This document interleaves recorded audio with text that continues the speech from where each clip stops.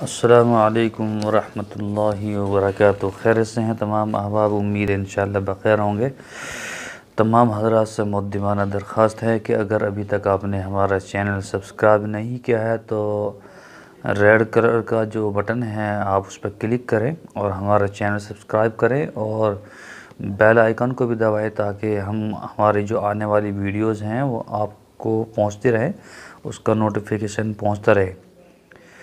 तो मैंने कल एक वीडियो अपलोड की थी, उसमें मैंने शुगर का बताया था। तो एक जनाब थे, वो सियासत से बड़ा ताल्लुक़ रखते हैं। उन्होंने कहा कि हज़रत कोई नेता बनने का भी नुस्खा बताइए।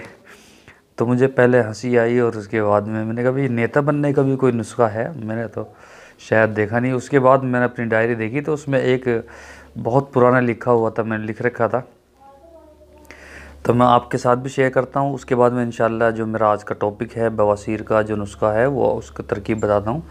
तो पहले ही एक नेता बनाने का जो नुस्खा है आप उसको सुन लें।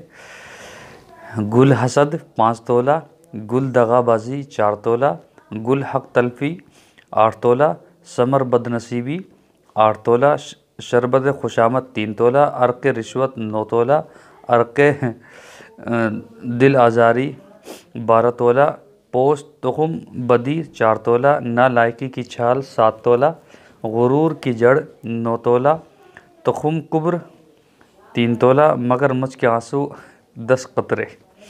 इन तमाम अज्जा को बेहयाई की तराजू में तोलिए और बेशर्मी के खरल में डालकर खूब बारीक कर लीजिए।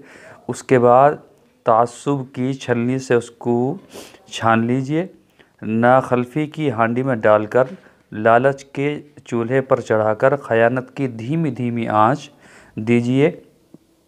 जब खूब पक जाए तो नाशक्री की शक्कर डालकर ज़िल्लत और रुसवाई के बड़े चमचे से कतरा कतरा हलक में उतारिए।